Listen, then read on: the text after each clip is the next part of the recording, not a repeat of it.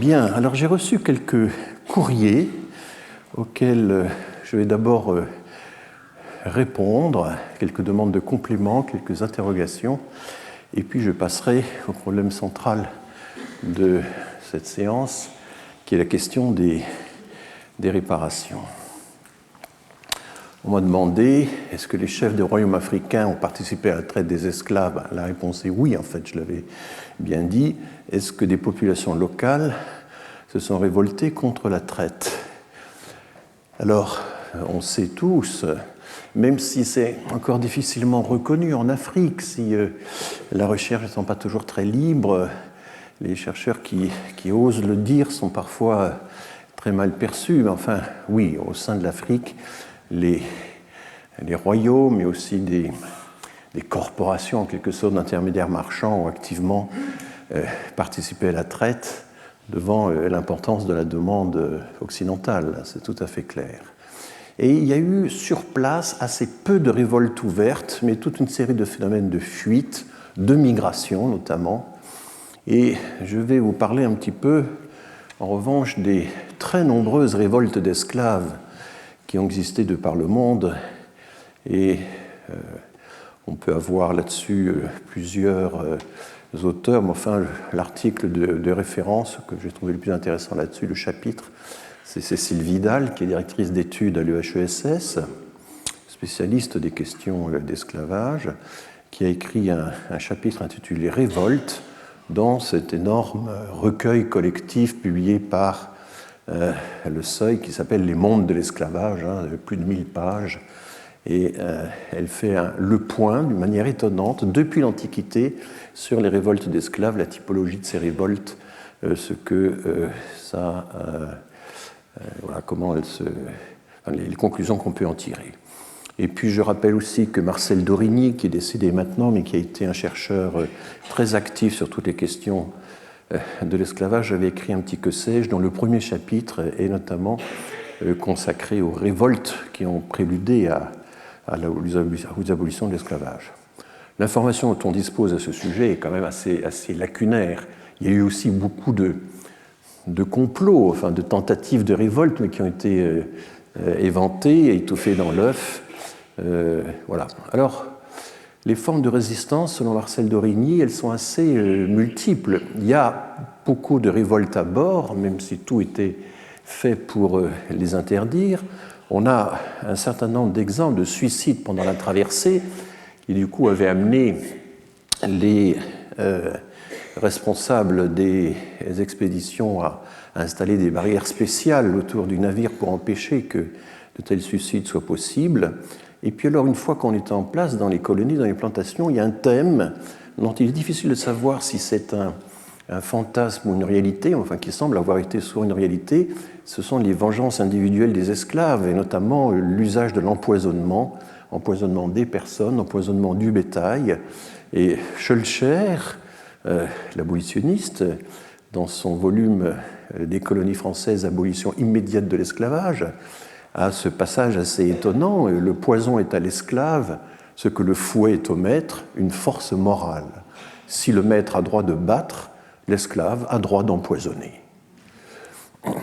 Il y avait aussi une forme de résistance très pratiquée par les femmes qui était l'avortement, puisque l'enfant d'une femme esclave était lui-même esclave. L'enfant suivait la condition servile de la femme, comme on disait à l'époque. Et puis, bien sûr, les fuites hors des plantations. Alors, on distingue, c'est le fameux marronnage qui vient de l'espagnol cimarrón, qui est le désigné des animaux qui s'égaraient hors du troupeau.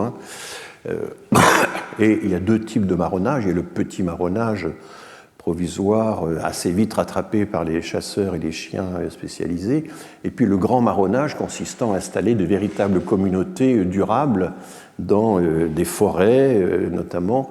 Et tout cela évidemment dépendait beaucoup de la configuration des lieux, puisque certaines îles étaient propices au marronnage et d'autres absolument pas. Et les sources qu'on a sur toutes ces affaires, c'est souvent les petites annonces que les propriétaires diffusent dans les journaux, annonçant que tel et tel esclave s'est échappé et offrant une récompense pour leur capture. Alors, tous ces événements, quand on les met bout à bout, ils montrent très bien la formidable tension qui existait dans ce système, la peur permanente qu'avaient les propriétaires d'une révolte possible, et du coup, Schœlcher, mais pas seulement lui, réfutait ainsi un argument qui était couramment utilisé par les partisans de l'esclavage, qui consiste à dire, mais vous savez, les esclaves chez nous, ils sont beaucoup mieux que s'ils étaient restés dans leur pays d'origine, ils auraient souffert toutes sortes d'avanies, ils auraient été prisonniers de guerre, ils auraient été peut-être esclaves même en Afrique ou dans le désert.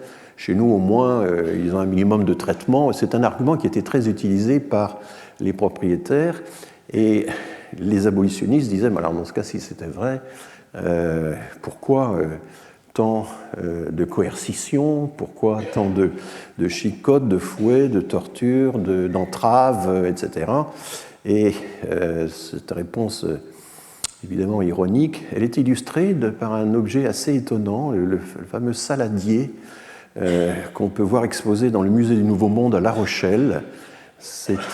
Et la légende qui est en bas, c'est « Vive le beau travail des îles de l'Amérique, 1785 ». Et on voit une rangée d'hommes avec leur houe sous la férule d'un surveillant. En bas à droite, enfin sur le côté, on voit également une chicotte qui permet de suivre le travail des esclaves.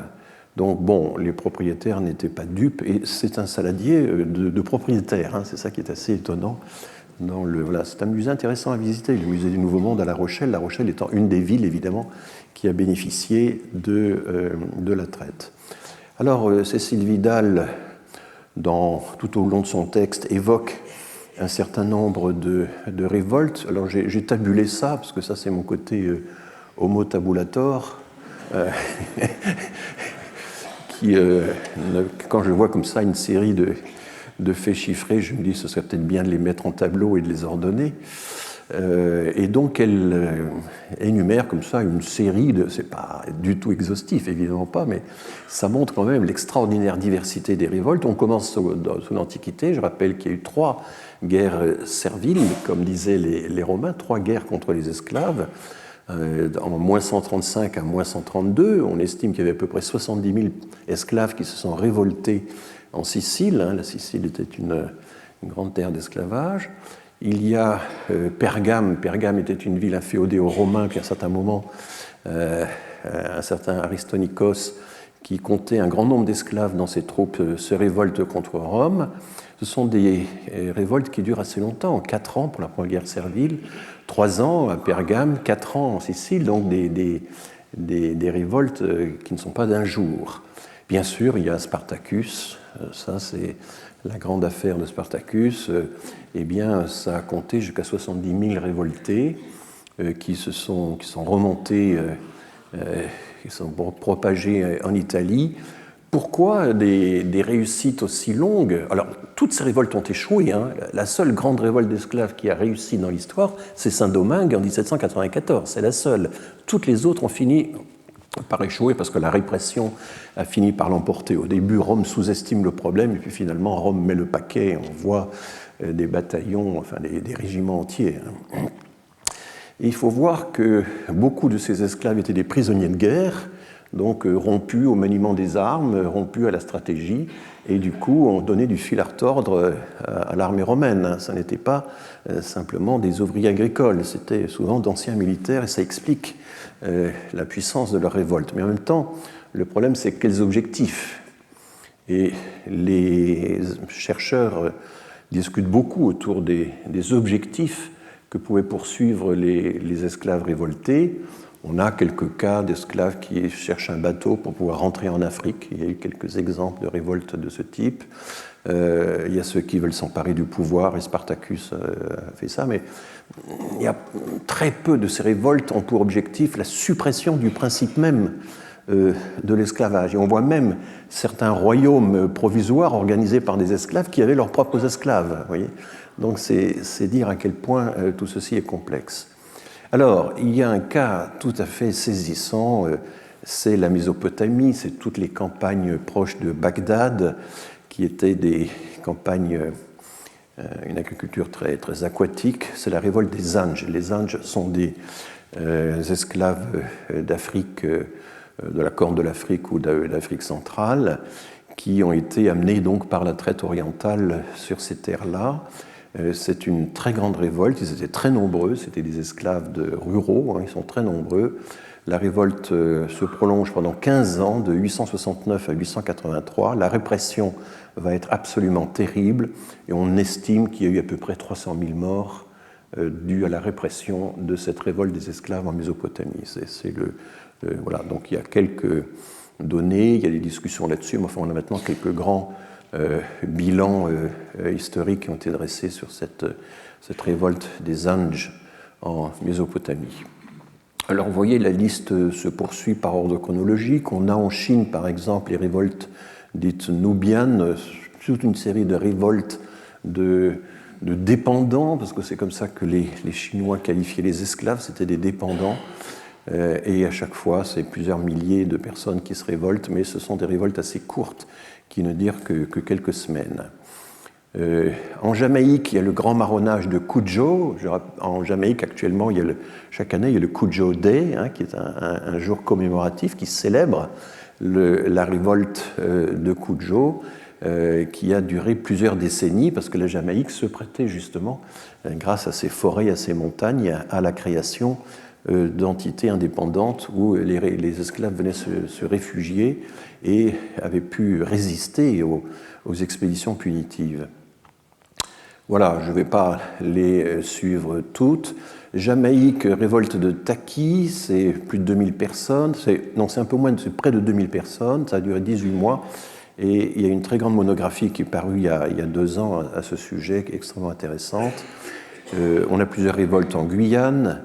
Alors Saint-Domingue, 1791, ça commence dans la grande plaine du Nord, et puis peu à peu, ça va s'étendre aux montagnes environnantes. Et là, on estime qu'il y a à peu près 100 000 esclaves qui se sont révoltés, qui donc vont réussir à chasser les troupes du général Leclerc, qui avaient été envoyées pour réprimer le mouvement.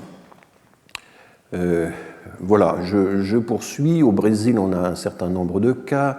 À l'île Bourbon, on a Saint-Leu. L'île Bourbon, c'est la Réunion, mais enfin, c'était peu de monde.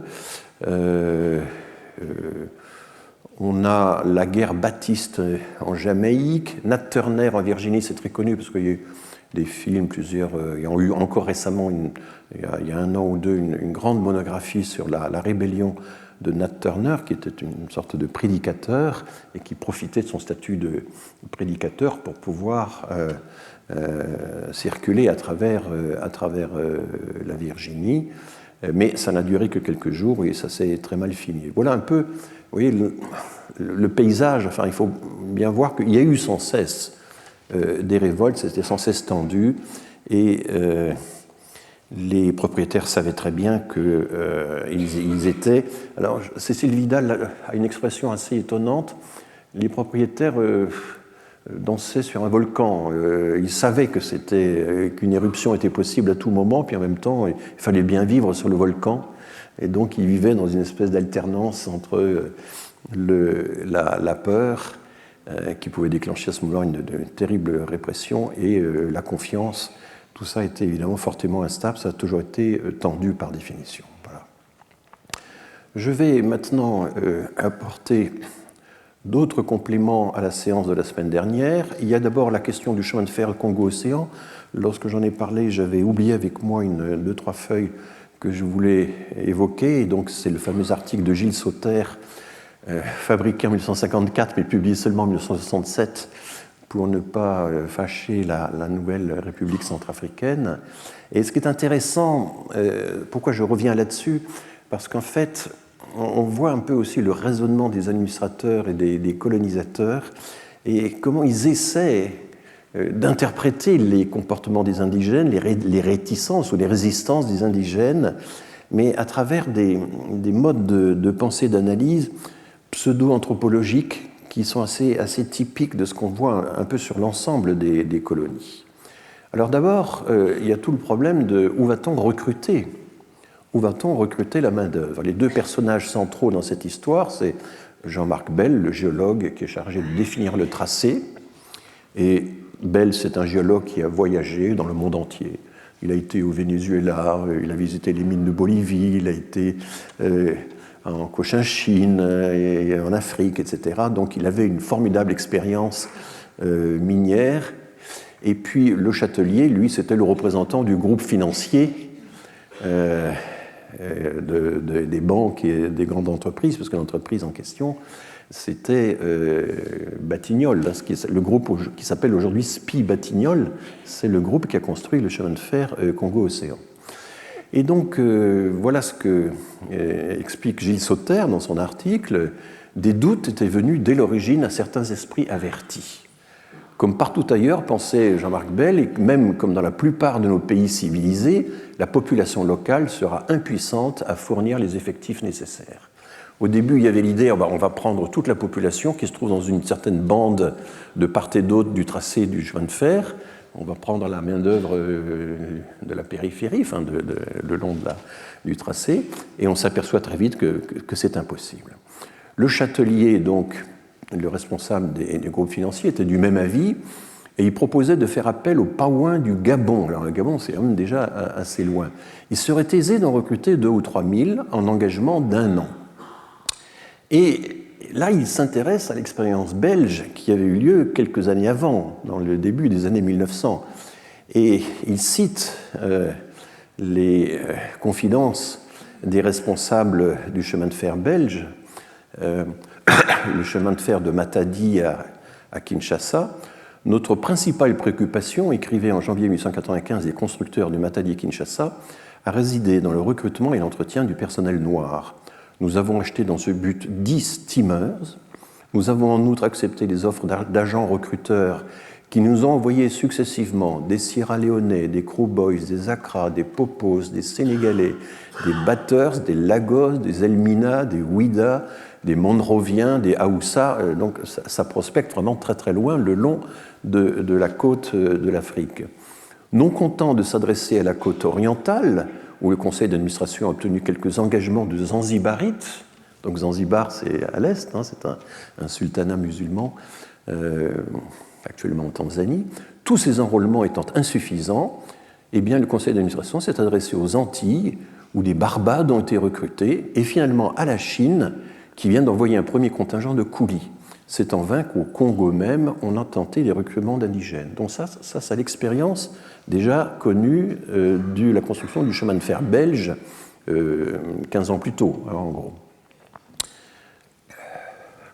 La levée des travailleurs, poursuit Gilles Sauter, ne tarda pas à devenir difficile pour des raisons que nous trouvons exposées dans un document d'août 1923. Alors ça, c'est très intéressant. On ne peut pas recruter toute la main-d'œuvre locale parce qu'il y a des gens qui sont soit en très mauvais état de santé, soit qui remplissent des emplois indispensables. Et donc, il y a toute une série d'exemptions. Et là, la liste, et c'est vraiment une liste à la Prévert, les recrutements effectués jusqu'ici ont révélé l'existence d'éléments si nombreux et si variables, indisponibles pour le chemin de fer. Chefs, notables, vieillards, infirmes, impotents, malingres, trypanosomés, ça ce sont les victimes de la maladie du sommeil, de la mouche tsetse, spécialistes. Alors les spécialistes, c'est le nom qu'on donnait aux employés aux écritures, à tous ces gens qui travaillaient un petit peu dans la petite administration.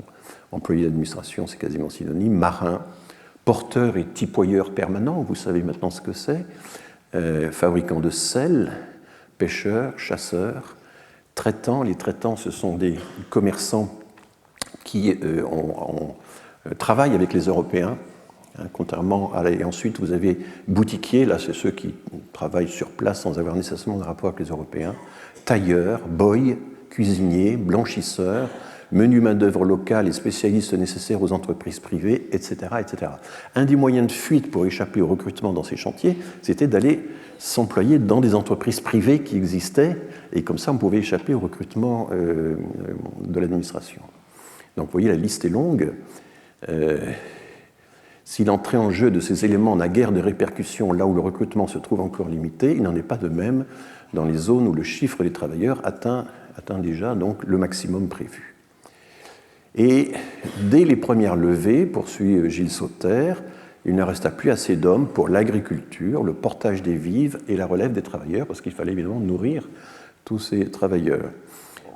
Ces constatations amenaient leur auteur à une nouvelle évaluation, beaucoup moins optimiste que les précédentes, de la main-d'œuvre disponible dans les régions limitrophes du chemin de fer. Moins de 10 000 hommes. Auparavant, ils avaient tablé sur 25 000 hommes ou 30 000 hommes. Ils s'aperçoivent qu'en réalité, il n'y en a que 10 000 qui seront réellement disponibles. Et par la suite, on dut encore en rabattre.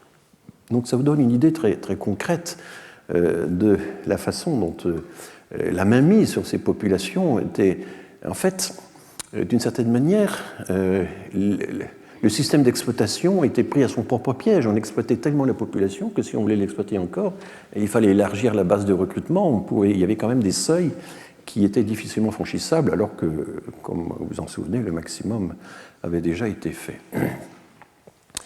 Et alors le problème, c'est mais pourquoi ont-on tellement de difficultés à recruter ces gens-là? Et une explication qui va se répandre, c'est ces gens-là ont des attitudes irrationnelles. Ils ont des croyances, ils ont des mythes, ils sont prisonniers de vieilles légendes. Nous demandons, répondait le gouverneur général Antonetti, à des hommes qui ne sont jamais sortis de leur coin de terre, pour qui le monde est limité à un étroit canton de gens de leur race, de partir au loin, de se séparer des leurs, d'aller dans des régions où leur langue n'est pas comprise, où ils sont des isolés, où en cas de mort, ils sont exposés à ne pas recevoir la sépulture rituelle qui assurera la paix à leurs ancêtres. Donc en fait, c'est une réticence à immigrer. Ces gens-là ne sont pas capables de sortir de leur milieu pour migrer. Ils savent que s'ils sont nourris par nous, ils seront astreints à un travail régulier, ce qu'ils ont en horreur. Il serait bien extraordinaire, à moins de cas spéciaux et isolés, qu'une telle aventure les tentât. Et bien vite, parce qu'il faut notamment creuser la montagne du Mayombe au début du trajet, ce sera beaucoup plus facile après par la suite, au-delà, quand il faudra aller rejoindre donc la capitale. Rejoignant un vieux fond de croyance, l'appréhension des villageois suscitait des mythes effrayants. Ceux qui verront la mer, pensaient les gens de Zanaga, contracteront une maladie mortelle. Et par la mer, il fallait entendre la région de Pointe-Noire et par extension le Mayombe, donc cette fameuse montagne qu'il fallait percer à main d'homme, sans aucun outillage, je le rappelle. Au Tchad, un administrateur s'entendait dire « Allez à Brazzaville pour couper la montagne, ce n'est pas bon, tous les hommes y meurent ». Donc les gens avaient une perception parfaitement claire de la mortalité effrayante qu'il y avait sur le chantier, mais c'est interprété par les administrateurs comme une croyance irrationnelle. Et M. de Coppet, donc, que nous avons bien vu, l'ami d'André Gide, lieutenant-gouverneur, de préciser cette légende de la montagne, sorte de génie naturel auquel on ne peut échapper, est répandue dans tout le Tchad sous des formes différentes, mais la montagne maléfique est toujours à la base. Elle devait se refermer sur les travailleurs, on la faisait sauter pour les ensevelir. Alors Sauter, lui, explique bien qu'en fait, les informations en retour que sur les conditions de travail et la mortalité du chantier suffisent à expliquer évidemment l'ampleur des refus et des désertions. Et c'est là qu'intervient le plan d'André Maginot. C'est l'homme de la ligne Maginot, c'est le même, André, qui était ministre des colonies à l'époque. Eh bien, comme l'avaient fait les Belges, faire appel à un contingent de coulis chinois. Alors, ils essaient d'abord de sonder une zone qui était proche de Hong Kong, mais ça n'a pas marché. Et donc, on n'est pas loin de la frontière de l'Indochine. Et le gouvernement général de l'Indochine fit appel à un armateur de Haiphong.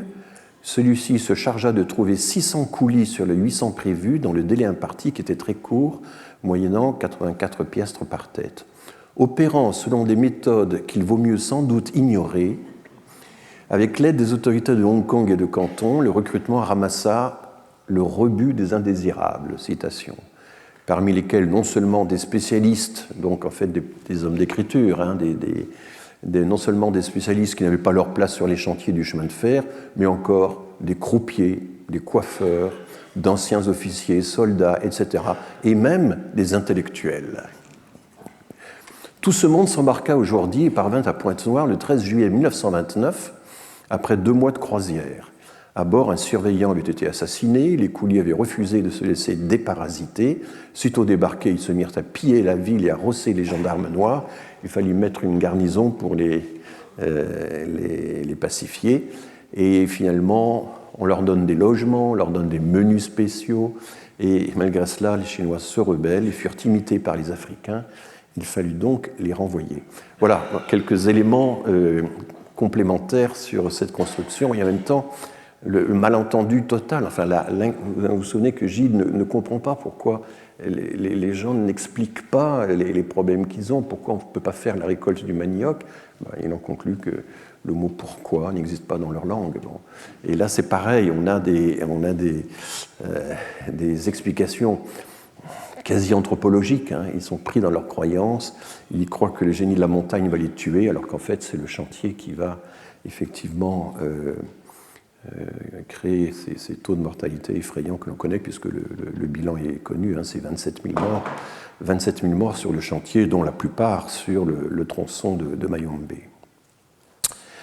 J'ai d'autres questions qui m'ont été posées. On a évoqué justement les aspects de tourisme sexuel, en quelque sorte, comme le voyage de Gide au Congo. Il y a maintenant de plus en plus de choses sur la dimension sexuelle de la domination coloniale. Voilà, l'ACHAC, le groupe de recherche ACHAC, dont je vais vous parler dans un instant, a diffusé cette affiche de la 19e foire de Bordeaux, qui s'intitulait « Foire coloniale et internationale hein, », de juin à juillet 1935. Et vous voyez une scène de portage se mélangeant à un érotisme voilà, qui était censé attirer le visiteur, j'imagine. Enfin, bon. Et on voit bien à quel point tous ces portefaix, représentent finalement l'indigène au travail, l'indigène que le colonisateur a réussi à mettre au travail. Alors l'ACHAC a publié en 2018 un livre très documenté, Sexe, race et colonie, la domination des corps du XVe siècle à nos jours, avec une préface d'Achille Mbembe et d'Alain Mabankou, donc une postface de Leila Slimani. Donc c'est un livre évidemment intéressant, mais le livre, pour moi, le livre le plus précis, le plus documenté, c'est l'historienne Christelle Tarot, qui travaille de temps en temps avec l'ACHAC, qui a écrit un grand livre publié chez Payot en 2009 sur la prostitution coloniale, Algérie, Maroc, Tunisie. Et ce qui est intéressant dans ce livre, c'est qu'elle décrit le système de la prostitution avant la colonisation et le compare à celui qui s'est installé ensuite, évidemment. Avant la colonisation, c'est un système extrêmement flexible où les services sexuels se mélangent à d'autres types de services, enfin un peu comme au Japon. Vous voyez, c'est quelque chose que, avec l'arrivée de la colonisation, là c'est la mise en place des BMC. Hein, les BMC, vous savez ce que c'est? C'est les bordels militaires de campagne. Où là on fait, alors elle utilise l'expression, on taylorise le travail. Elle décrit, il y a des archives qui sont conservées. Il pouvait y avoir pour une même personne 70 passes dans une seule journée. Donc ce livre est vraiment très intéressant sur toute la dimension d'exploitation sexuelle qui a toujours accompagné la colonisation.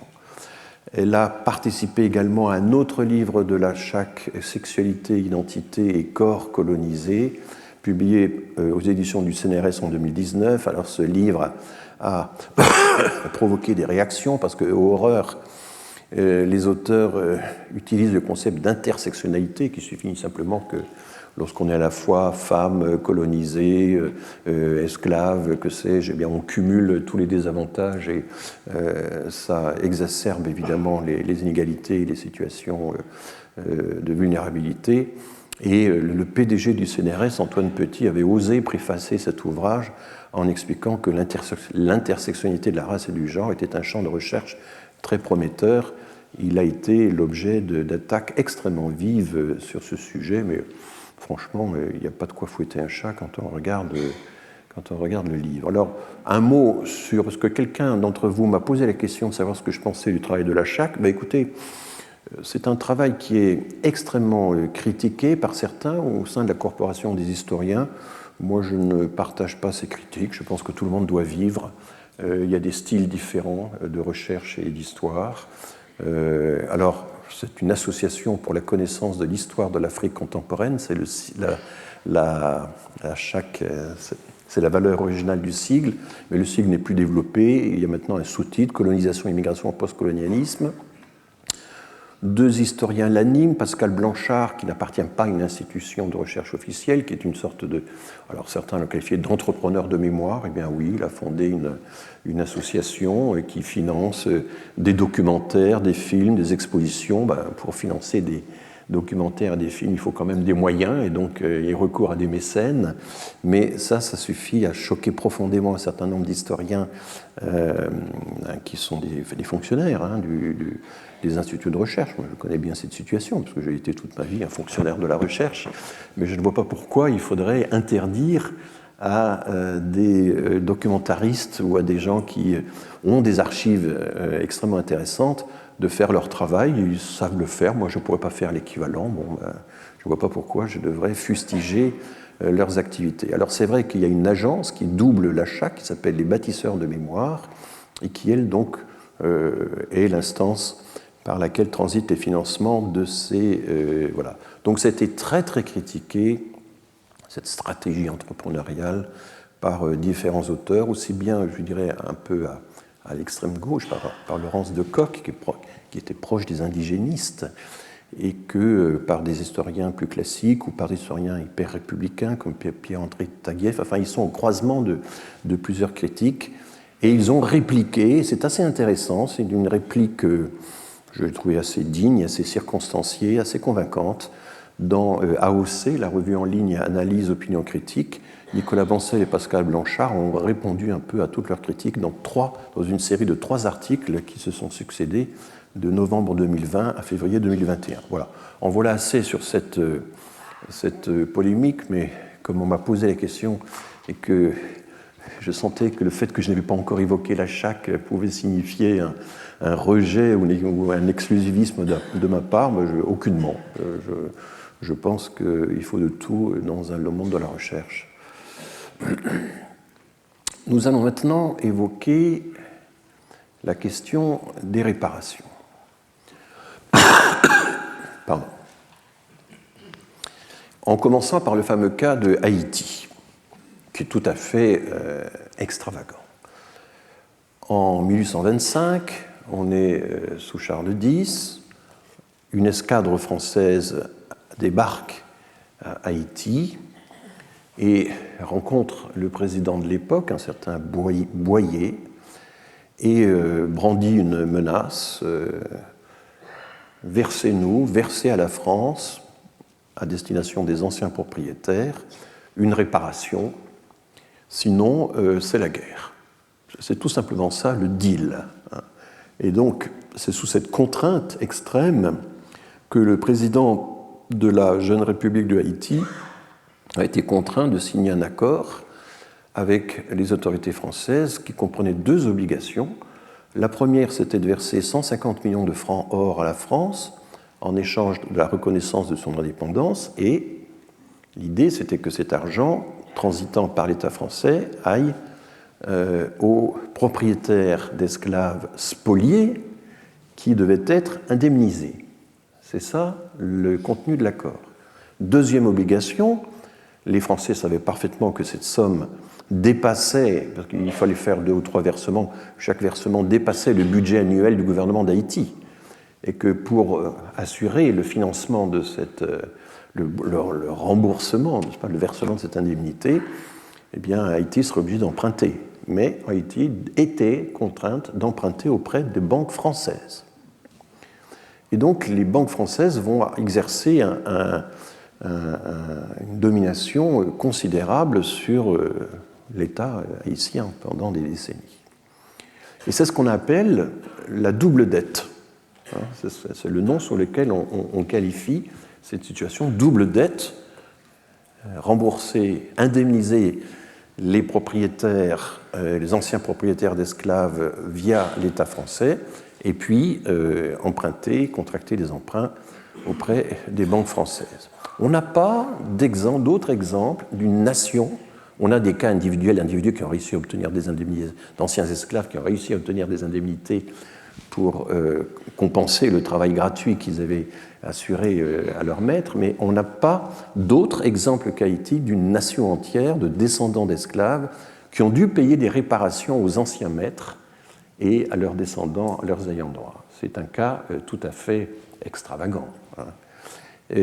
On peut se reporter sur tous les débats qui ont entouré cette décision étonnante, parce qu'il faut rappeler que la première abolition de l'esclavage en 1794, elle avait été sans condition. Aucune indemnité n'avait été prévue aux anciens propriétaires d'esclaves. Et là, évidemment, c'est le résultat de la révolte de Saint-Domingue. Là, les anciens esclaves étaient en position de force et les Français ont dû accepter le principe d'une abolition intégrale, inconditionnelle de l'esclavage. Et on s'est reporté à l'époque à des écrits déjà un petit peu anciens de Condorcet, qui est décidément un personnage passionnant. Condorcet, dans son essai sur les réflexions sur l'esclavage des nègres, avait écrit que si la loi affranchit l'esclave, ça ne peut pas être considéré comme une attaque à la propriété. La loi cesse de tolérer une action qu'elle aurait dû punir par une peine capitale. C'est un peu curieux parce que Condorcet, par ailleurs, va militer pour l'abolition de la peine capitale. Mais bon. Donc le crime, c'est l'esclavage, ce n'est pas un crime de lèse-propriété.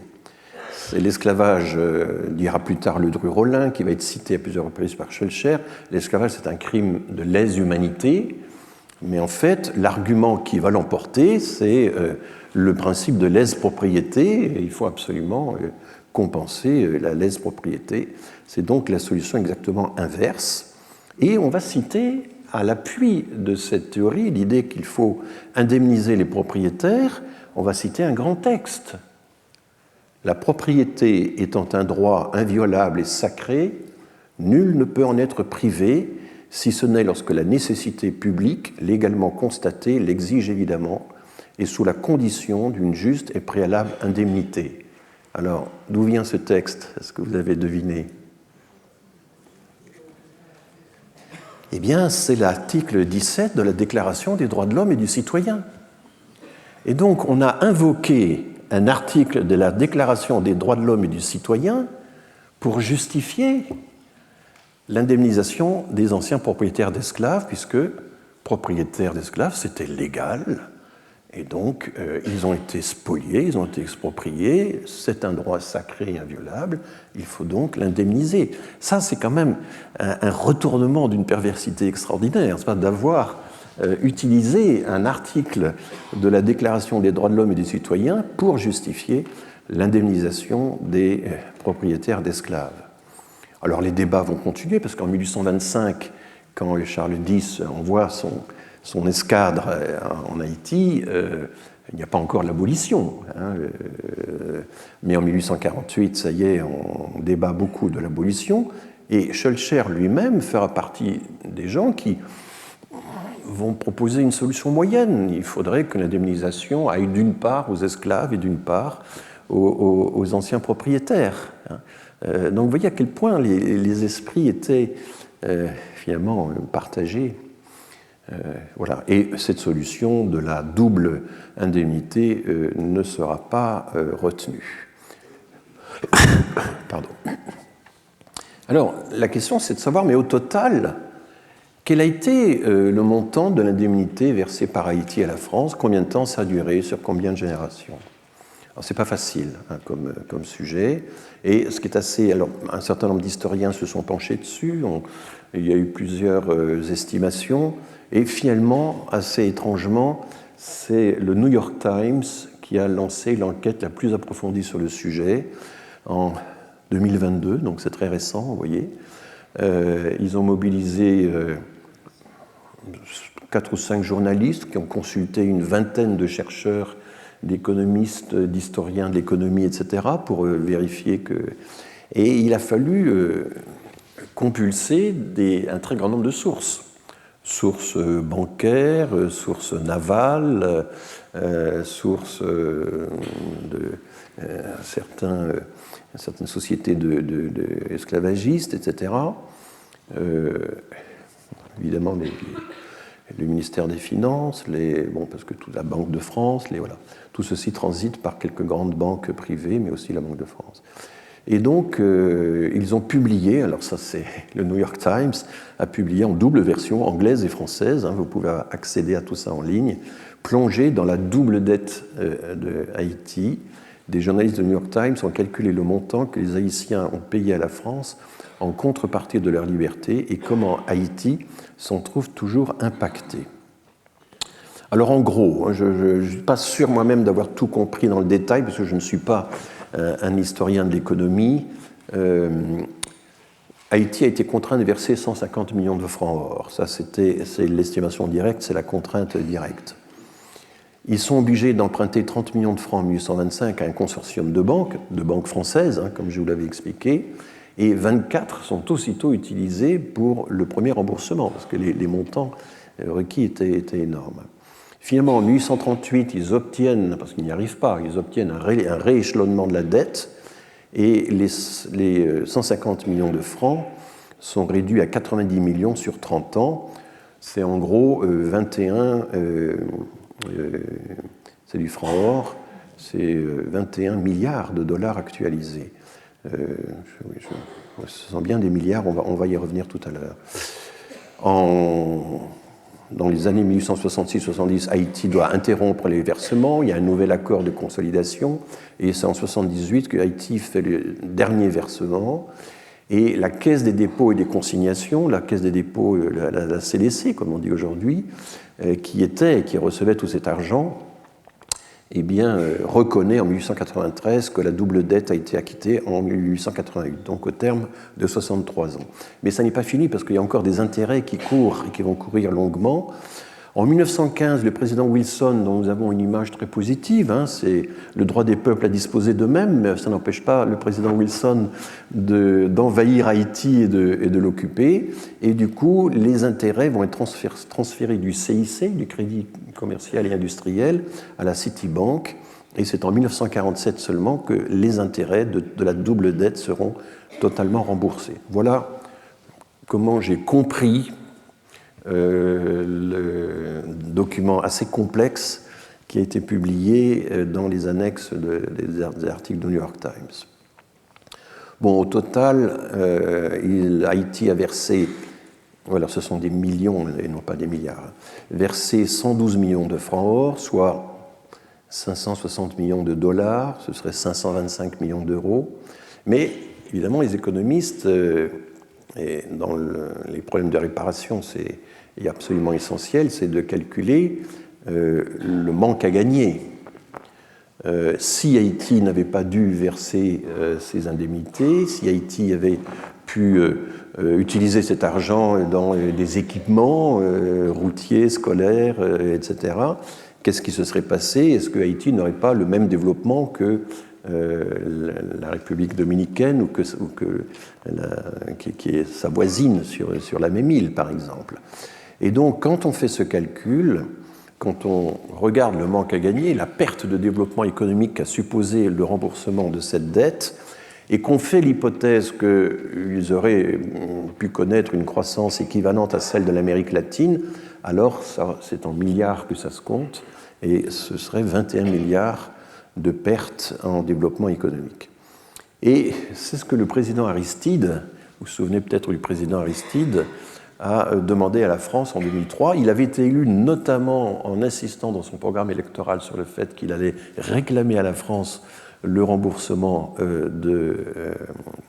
des réparations. Et c'était le président Hollande, je crois, à cette époque-là, et on a détourné tout ça. Et il semble, c'est pas tout à fait sûr, que la France n'ait pas été totalement étrangère au renversement du président Aristide. Bon. Mais je dis ça sous toute réserve, je ne suis pas spécialiste de cette région-là du monde et tout est possible. Alors, il y a une association très critiquée, parce qu'évidemment, elle est à base raciale, ce qui en France est très très mal perçu et doit avoir de solides justifications. Il y a une association qui s'appelle le CRAN, le Conseil représentatif des associations noires, qui présidé à l'époque par Louis Georgetin, qui est un intellectuel antillais, normalien, enfin quelqu'un de philosophe, je crois, de haute tenue, enfin dont les écrits sont extrêmement intéressants. Et il assiste le 10 mai 2013 à la cérémonie qui se tient au Jardin du Luxembourg en face du petit monument à l'esclavage que vous voyez peut-être. C'est un discours du président Hollande, donc lors de la Journée nationale des mémoires de la traite, de l'esclavage et de leurs abolitions. Et là, le président Hollande, citant, et c'était assez habile, Aimé Césaire, dit, mais il n'y a pas de réparation matérielle pour l'esclavage et Haïti, on ne peut pas se débarrasser du problème en payant la note, c'était une expression qu'il avait empruntée à Césaire. Payer la note ne suffirait pas, expliquait Césaire, il y a bien d'autres dimensions du préjudice subi. Et donc François Hollande se repose sur cette phrase pour annoncer que le seul choix possible, le plus digne, le plus grand, le plus responsable, c'est celui de la mémoire, et non pas de la compensation financière. C'est ça le choix qui a été fait. Alors le CRAN est furieux, évidemment, et déçu, parce qu'il avait commencé à discuter avec Jean-Marc Ayrault, Premier ministre, qui lui, ancien maire de Nantes, était extrêmement sensible à la question de l'esclavage, comme j'ai déjà eu l'occasion de le dire, et qui avait plutôt été assez engageant, enfin, dans l'idée que les réparations n'étaient pas exclues. Et donc, furieux, le CRAN décide de porter plainte contre la Caisse des dépôts et des consignations. Alors j'ai cherché trace, je ne sais pas, mais si l'un d'entre vous peut m'écrire à ce sujet, j'ai l'impression que tout ça est tombé à l'eau et qu'il n'y a pas eu de suite donnée. Je n'ai pas trouvé sur Internet de suite de cette plainte. J'aurais pu interroger Louis Georgetin, mais enfin je n'ai pas de relation personnelle avec lui, mais j'aurais dû essayer. Et c'est là qu'on retrouve le chemin de fer Congo-Océan, puisque quelques mois après, il porte plainte aussi contre la société SPI-Batignolles qui avait construit le chemin de fer Congo-Océan. Et il demande la création d'un fonds d'indemnisation des victimes. Là encore, je n'ai pas d'écho sur la suite qui a été réservée à cette plainte en justice. Alors Pascal Blanchard, donc, le grand animateur de la CHAC, a réagi de façon très négative à cette demande du CRAN. Parler de réparation financière avant d'avoir effectué le travail de mémoire revient à demander l'addition avant même d'avoir commencé à manger ensemble. Bon,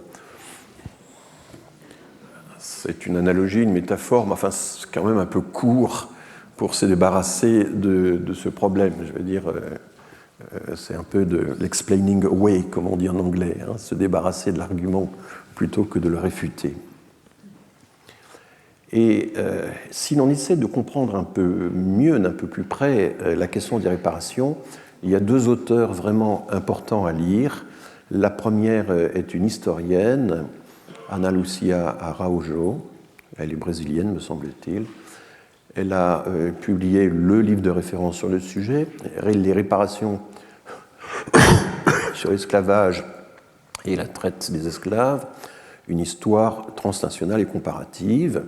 Et puis, on lui doit, toujours dans ce gros volume, Les mondes de l'esclavage, publié en 2021, on lui doit un article très intéressant, hein, comme celui de Cécile Vidal sur les révoltes. C'est dans la même série, même partie de l'ouvrage, une sorte d'analyse, de traité sur les réparations, intitulé simplement Réparation. Donc, vous voyez, c'était aux pages 1015 à 1029, si vous arrivez jusque-là. Alors, c'est un bilan très intéressant. Elle montre qu'il y a quelques cas individuels, profitant de circonstances très, très spéciales. Ah oui, j'ai un verre d'eau là. Quelques cas individuels d'affranchis qui ont réussi, avec beaucoup de persévérance, à obtenir une réparation financière pour tout le travail gratuit qu'ils avaient effectué au service de leur maître pendant le temps de leur servitude. Il y a deux exemples aux États-Unis, John Little, Henrietta Wood, et puis on a un cas à l'île de la Réunion, qui était l'île Bourbon, qui est devenue la Réunion en 1848. C'est Furcy Madeleine, Furcy c'est le prénom, et il réussit à démontrer qu'il avait travaillé de façon illégale pour un maître qu'il avait exploité, donc il a obtenu une réparation. Bon. Donc là, on n'est pas dans le cas d'Haïti où il s'agit d'un contrat d'État à État. Là, il s'agit d'affaires de justice, de cas individuels d'une jurisprudence. Mais à la fin du Xe siècle, et ça va se poursuivre, eh bien, les Noirs américains vont créer une série de mouvements associatifs pour réclamer des réparations. Et la plus importante, c'est la National Ex-Slave Mutual Relief Bounty and Pension Association, donc l'association nationale du secours mutuel pour les anciens esclaves. Bounty and Pension. Bounty, c'est Bounty d'ailleurs qu'il faudrait écrire, non pas Bounty. Ce sont des indemnités, justement, et des pensions. Et ils vont multiplier les pétitions au Congrès américain pour obtenir des pensions, et tout ça sans aucun succès. Mais enfin, ils vont atteindre un niveau de mobilisation assez important, nous explique Madame Araujo. Dans les années 60-70, là, avec évidemment la montée des droits civiques, on a le comité des réparations pour les descendants des esclaves américains, dirigé par Audley Moore, qui va être extrêmement actif. Et notamment, ils envoient une requête au Congrès. Ils demandent une compensation juste et équitable pour la perte des droits de propriété sur le travail de nos ancêtres, auquel aucun salaire d'aucune sorte ne fut jamais versé. Alors là, vous voyez la finesse de l'argument, invoquer justement le sacro-saint droit de propriété, et dans un sens qui est presque libertarien. Nous sommes propriétaires de notre corps, nous sommes propriétaires des fruits de notre travail, personne ne peut nous en déposséder, c'est ça le fondement philosophique, et donc nous avons été spoliés des droits de propriété sur le travail, et le problème c'est le travail de nos ancêtres. Et évidemment, la problématique c'est est-ce qu'on peut revendiquer quelque chose sur un travail qui n'est pas le sien, mais qui est celui des ancêtres? Est-ce qu'il y a un concept de dynastie familiale suffisamment solide pour que ce qui revient aux ancêtres puisse aussi vous revenir à vous? C'est ça et ils vont être déboutés, ça ne marchera pas.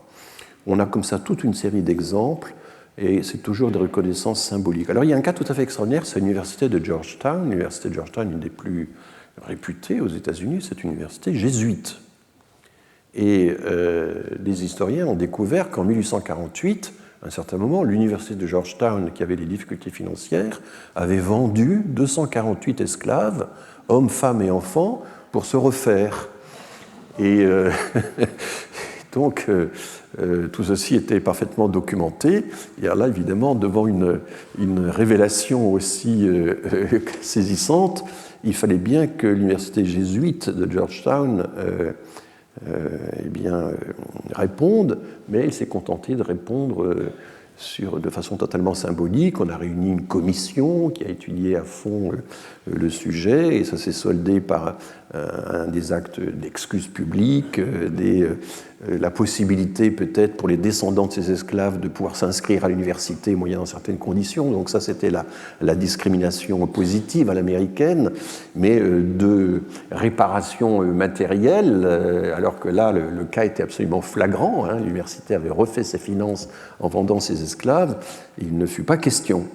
Et donc, c'est en 2017 que cette affaire s'est soldée. C'est un cas tout à fait passionnant, évidemment.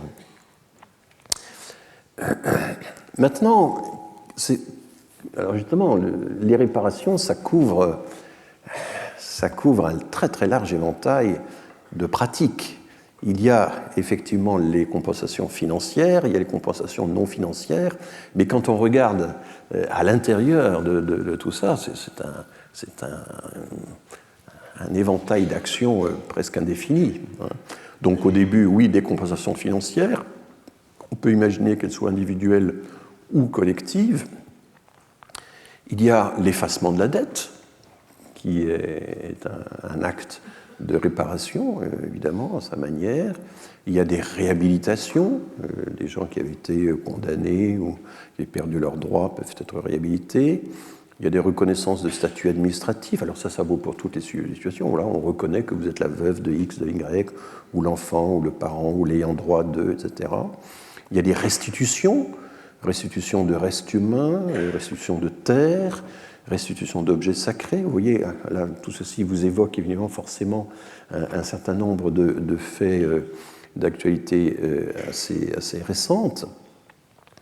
On peut penser par exemple à tout ce qui a été fait auprès des Maoris en Nouvelle-Zélande, des aborigènes en Australie, où il y a eu comme ça une série de restitutions de terres, de parcours, d'objets sacrés, etc. Il y a des programmes de rapatriement qui existent également, et puis bien sûr tout ce qui relève de la mémoire, les commémorations, la création de musées. On a maintenant aux États-Unis au moins une quinzaine de musées qui sont consacrés à l'esclavage, souvent d'initiatives locales, mais avec des mécènes, des centres de mémoire. Il y a l'accessibilité des archives, que l'État puisse rendre toutes les archives sur le sujet accessibles, mais aussi les entreprises privées, les assurances par exemple, mise en cause par le CIC en France, mise en cause sur l'affaire du chemin de fer Congo-Océan, a permis à des historiens d'aller fouiller dans leurs archives pour voir ce qu'il en était. Ce sont des actions qui ont une valeur réparatrice, évidemment. Il y a le financement de la recherche sur les sujets en question, les excuses publiques formelles, recherche de corps, inhumation respectueuse. Bon, alors, on a beaucoup d'exemples. Moi, j'ai connu le cas en Espagne où 2 générations après la guerre civile, on fouille les fosses communes, on exhume les corps, on les enterre dignement. Et là, il faut avoir l'autorisation des autorités, et ces autorisations font partie des réparations. La réécriture des manuels du programme d'histoire, sujet très, très conflictuel. Je l'avais évoqué à la fin de la séance précédente, puisque il y a eu très peu de choses dans les manuels pendant longtemps, y compris le fameux Malais-Isaac des années 20, des années 30. Il y a eu ensuite, à la suite de la loi Taubira, quelques améliorations. Et puis vous vous souvenez, ça a été retiré des programmes parce qu'il fallait les alléger. Sarkozy avait accepté de réintroduire la question de l'esclavage dans les programmes. Enfin bon, tout ça était compliqué. Alors le déboulonnement de statuts, le fait de rebaptiser les rues, alors ça ne figure pas dans la liste de l'ouvrage. Alors j'ai oublié de dire que c'est un lexique des réparations de l'esclavage. C'est un petit livre extrêmement utile, très clair, qui aborde de façon précise tout le sujet. Voilà. Donc c'est une alliance entre Myriam Kotias, spécialiste de l'esclavage, et Magali Besson, qui est une professeure à Paris 1, spécialiste de philosophie politique, et qui notamment a travaillé sur la question des réparations. Voilà, dépolluer les terres, aider au développement, transfert de technologie. Bon, là, vous voyez que ça devient évidemment très très large à la fin. Mais en gros, les formes de réparation ne manquent pas, et donc le versement d'une compensation financière est loin d'être évidemment la seule forme possible de réparation. Alors, je vais maintenant évoquer, je m'aperçois que je vais beaucoup plus vite que ce que j'avais cru, donc je ne sais pas comment je vais finir ce cours, mais on finira.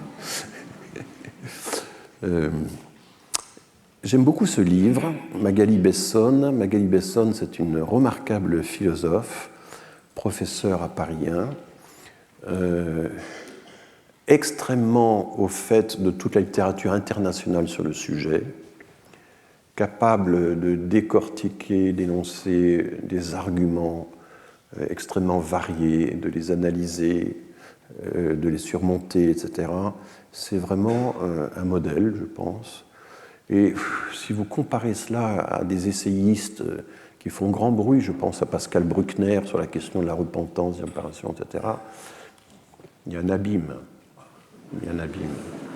Donc, je veux dire, ça peut être stimulant, ça peut être bien écrit, et puis il y a une rhétorique entraînante, etc. Chez quelqu'un comme Pascal Bruckner, mais enfin, essai après essai, c'est toujours un peu la même chose, et ça fustige, ça condamne, etc. Rien de tout cela chez Magali Besson, qui, avec une neutralité, une sérénité totale, examine tous les arguments, et montre en quoi ils sont viables ou pas viables, etc. Et surtout, documentation juridique, statistique, internationale, considérable. Voilà, c'est un peu comme la différence qu'il y a entre un chanteur de charme et une chanteuse de charme, une cantatrice internationale. Enfin, bon. Donc, je veux dire, la projection de la voix est 200 fois supérieure. Bon, pas 2 fois ou 3 fois, 200 fois, il faut vraiment le savoir. Bon, donc, je m'égare là. Alors, elle revient sur les deux interprétations des abolitions de l'esclavage. Elle oppose l'interprétation républicaine classique à l'interprétation républicaine critique. Elle est évidemment plutôt du côté de l'interprétation républicaine critique. L'interprétation républicaine classique, elle est bien incarnée par cette phrase de Manuel Valls qui célébrait toujours sa fameuse journée nationale des mémoires de la traite, de l'esclavage, etc., et en disant « l'abolition, c'est notre victoire, c'est la victoire de la République ». C'est quand même un sacré raccourci, hein, parce que, et on va voir pourquoi c'est un raccourci qui est quand même assez complexe, parce que la République a été quand même esclavagiste. Il faut évoquer le fait que c'est la deuxième abolition, que la première abolition a été rapportée, enfin a été abolie en quelque sorte par Bonaparte. Il faut un peu raconter tout ça, et le récit national a tendance à oublier la première abolition, l'occupation de Haïti, l'indépendance de Haïti, etc. Et à partir de 1848, en faisant comme si 1848 c'était au fond l'expression naturelle, spontanée et l'origine de l'abolition. Non, l'abolition c'est d'abord la révolte de Saint-Domingue qui nous a obligés à reconnaître l'émancipation des esclaves.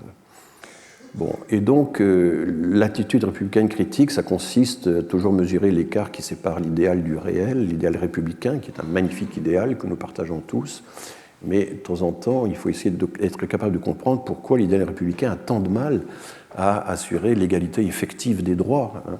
Et donc, il faut examiner les liens entre le passé et les injustices persistantes. Alors, vous vous souvenez que dans la séance précédente, j'avais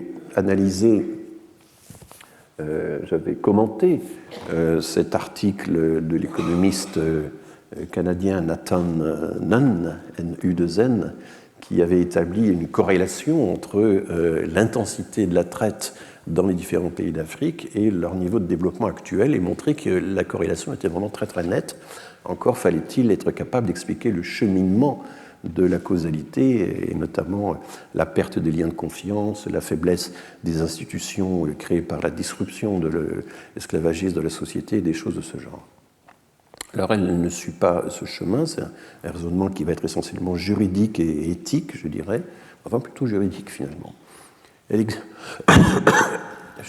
examine l'argument classique. Il y a un argument classique contre les demandes de réparation que nous avons tous en tête, que nous partageons. Tout ça, c'est de l'histoire ancienne. Je n'ai plus rien à voir avec ce qu'ont fait mes ancêtres. Ça ne me concerne plus.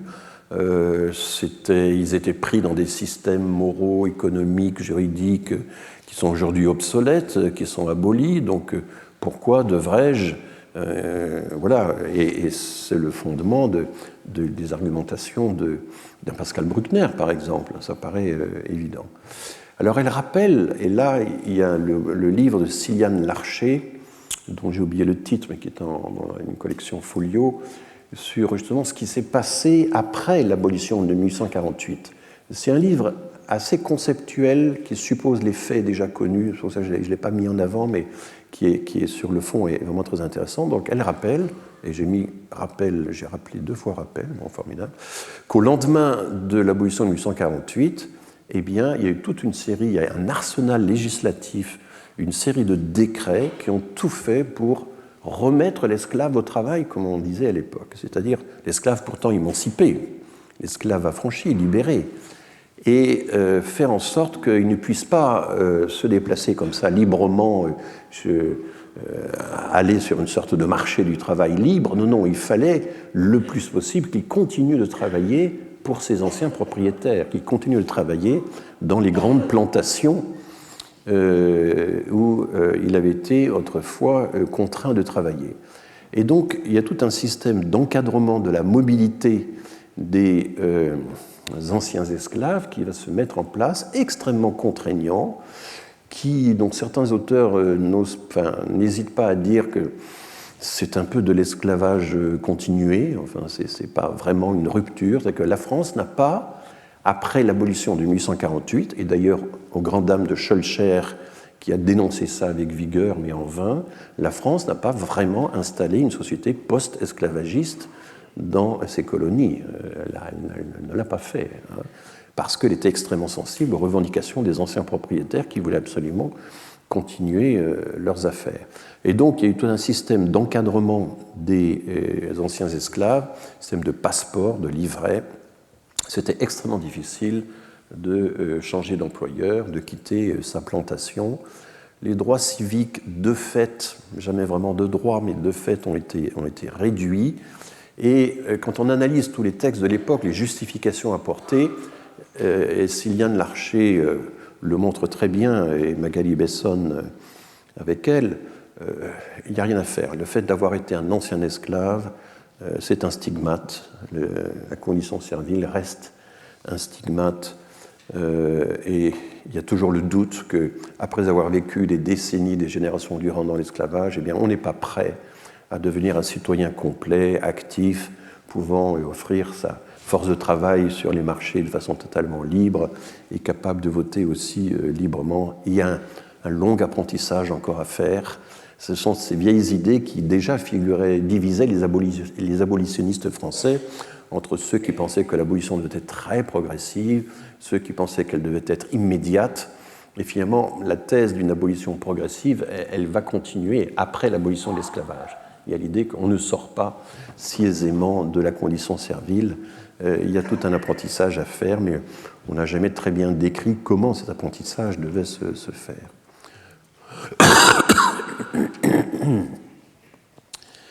Alors, Magali Besson, et là on entre dans le noyau du livre, et il faut suivre ses arguments qui sont extrêmement, son argumentation est très, très serrée, hein. Il y a une justice distributive et il y a une justice corrective. C'est une distinction qui remonte à Aristote. Et la justice corrective, c'est-à-dire une justice qui serait d'abord pénale, éventuellement une attaque au civil, mais enfin la justice corrective, c'est vraiment pas un cadre normatif adapté pour la question des réparations de l'esclavage et aussi des réparations du travail forcé, puisque on peut évidemment intégrer aussi le travail forcé dans l'analyse. En effet, ce cadre, le cadre judiciaire de la responsabilité civile, c'est un peu compliqué. C'est les descendants des victimes qui réclament auprès des descendants des maîtres une compensation financière. Et donc c'est un raisonnement qui est, dit Magali Besson, individualiste, causal et contrefactuel. Contrefactuel parce que l'idée c'est que si nous n'avions pas été privés de liberté, alors nous aurions prospéré de telle et telle façon, et c'est ce manque à gagner qu'il est allé sur plusieurs générations qu'il faudrait compenser financièrement. Ce raisonnement, évidemment, il est difficile à tenir juridiquement et il va y avoir toutes sortes d'obstacles. Alors, est-ce qu'on peut faire appel à la justice pénale ? L'objectif de la justice pénale, il est punitif, il n'est pas vraiment réparatif. Et le problème, c'est que les acteurs sont très peu identifiables. Alors là, on a le problème qui est soulevé par Magali Besson. Je suis africain, je voudrais bien... je plaide pour une réparation des torts qui ont été causés à mes ancêtres, mais une partie de mes ancêtres ont peut-être fait partie des acteurs de la traite. Et est-ce que je dois obtenir une réparation envers moi-même, en quelque sorte? Enfin, et ça, c'est quelque chose qui va beaucoup embarrasser les défenseurs de ce type de réparation. C'est que les acteurs, surtout si on remonte à plusieurs générations, avec en plus toutes les unions mixtes, les métissages qui ont lieu, etc., c'est assez complexe. Et puis, je pense que c'est l'argument central de Magali Besson, les torts reposent sur tout un système complexe d'interaction. En fait, ce n'est pas individuel, le système de l'esclavage, c'est un système. Là, on est finalement dans le raisonnement consistant à dire qu'il y a quelque chose de systémique dans cette affaire, au sens fort du terme. C'était une organisation générale du travail. Et donc, la responsabilité individuelle est évidemment très difficile à... Voilà. Alors, une autre voie d'approche, ça a été, utilisons la notion de crime contre l'humanité. Donc, vous savez qu'elle a été développée au procès de Nuremberg, au lendemain de la Seconde Guerre mondiale. Mais à ce moment-là, on se heurte à une difficulté, c'est que la notion même de crime contre l'humanité, telle qu'elle existe actuellement dans le droit international, eh bien, ça suppose un plan, un complot, en tout cas une organisation explicite, une intention. Et il faut que les responsables soient clairement identifiés comme étant des responsables gouvernementaux, une agence particulière, un groupe criminel, enfin, voilà. Et est-ce que les torts causés par les maîtres dans ces relations qui étaient très, très individuelles, même s'il y avait une régulation comme le Code noir, c'est quelque chose qu'on peut assimiler à un groupe, un crime contre l'humanité, au sens juridique du terme. Donc il y a c'est très difficile à utiliser. Et on le voit très bien dans la façon dont la justice a débouté les organisations qui prétendaient utiliser la loi, s'appuyer sur la loi de Taubira pour réclamer des réparations. Alors, si on ne peut pas faire appel au droit pénal, est-ce qu'on peut faire appel au droit civil ? Aux États-Unis, on peut attaquer l'État, on peut attaquer de grandes entreprises en justice. Ça ne marche pas très bien, mais disons que l'optique générale est elle s'impose assez naturellement aux États-Unis, même si elle n'est pas très efficace. Car en fait, les demandes en question ont été déboutées. Alors la loi Taubira, qui est donc reconnaît l'esclavage comme un crime contre l'humanité à travers toutes les traites, différentes traites qui sont citées, eh bien c'est une loi, nous explique la justice, qui est strictement, simplement déclarative. Elle ne donne pas droit à réparation. Il n'y a pas dans la loi Taubira quoi que ce soit qui ouvre la voie à une réparation, une compensation d'ordre financier. Et c'est ainsi que deux associations martiniquaises qui avaient demandé réparation à l'État français pour l'esclavage dans les îles et qui s'étaient appuyées sur la loi Taubira pour dire, vous voyez, l'État reconnaît que c'est un crime contre l'humanité, donc du coup, il faut une réparation à ce crime. Eh bien, la justice, à travers des raisonnements qui sont analysés en profondeur par Magali Besson, a statué, a dit que non, c'est une loi déclarative, elle n'ouvre pas droit à une réparation. Contrairement à ce qui a été beaucoup écrit par certains essayistes. Alors, le problème, là, il y a tout un échange d'arguments qui est assez complexe, et j'essaie de le résumer de façon aussi simple que possible. L'idée, les descendants d'esclaves qui évidemment invoquent le préjudice subi par leurs ancêtres, invoquent aussi le préjudice qu'eux-mêmes subissent en conséquence. C'est pas qu'il y a une continuité dans le préjudice. Ils souffrent aujourd'hui des effets de l'injustice subie dans le passé par les esclaves. C'était ce qu'avait démontré Nathan Nunn dans son article sur le degré de développement lié à l'intensité de la traite. Et ce lien causal, il se démontre dans un raisonnement contrefactuel. S'il n'y avait pas eu l'esclavage, sans le passé esclavagiste, eh bien les descendants auraient aujourd'hui une condition meilleure. les familles auraient pu se former, les systèmes d'éducation auraient pu s'établir, se perfectionner, etc. Et nous n'en serions pas là. Et donc c'est ce raisonnement contrefactuel qui essaie de mesurer l'ampleur du préjudice subi. Bon, alors là, il y a toute une discussion internationale dont on n'a pas idée, mais elle est extrêmement riche, et que Magali Besson explore en détail dans son livre. Hein. C'est pour ça que la philosophie morale, quand elle est bien faite, quand elle est très documentée, c'est autre chose que nos essayistes. Hein. Je fais de l'acharnement là peut-être, mais quand même. Non, mais le problème c'est qu'ensuite les magazines reprennent tout ça avec une candeur incroyable et ça ne fait pas avancer la cause. Eh bien, plusieurs auteurs, là j'en cite un, Axel Gusseries, disent dans ce cas, malheureusement contrefactuel, ça ne marche pas, parce que si les ancêtres n'avaient pas été des esclaves, vous ne seriez pas descendants d'esclaves, donc vous ne pouvez pas dire que juridiquement vous existez en tant que tel, vous ne pouvez pas exiger une réparation. Enfin bon, vous voyez ce genre de raisonnement. Alors d'autres ont répondu, et c'est quand même moins sophistique, que les dommages subis par la génération actuelle ne sont pas les dommages liés à l'esclavage, mais liés au refus d'accorder une indemnisation au moment de l'abolition.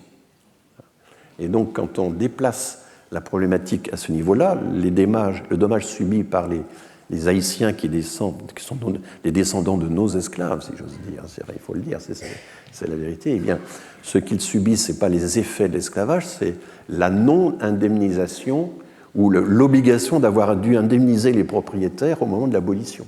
C'est de cela qu'ils subissent encore les conséquences aujourd'hui. Et alors à ce moment-là, le raisonnement juridique est très différent. Et tous ces auteurs, ils sont en lien avec des cours, avec des juges. Hein. Je rappelle que ce qui est intéressant aux États-Unis notamment, c'est que la justice est beaucoup plus explicative, elle donne des explications. La Cour suprême publie les avis de tous les juges, y compris ceux qui n'ont pas obtenu gain de cause. Alors qu'en France, les explications données par les tribunaux, et notamment par le Conseil constitutionnel, sont extrêmement sibyllines, très courtes. Enfin, on est très loin. Et les Allemands sont dans une situation intermédiaire. La Cour de Karlsruhe explique déjà beaucoup de choses, mais pas autant que les cours de justice américaines.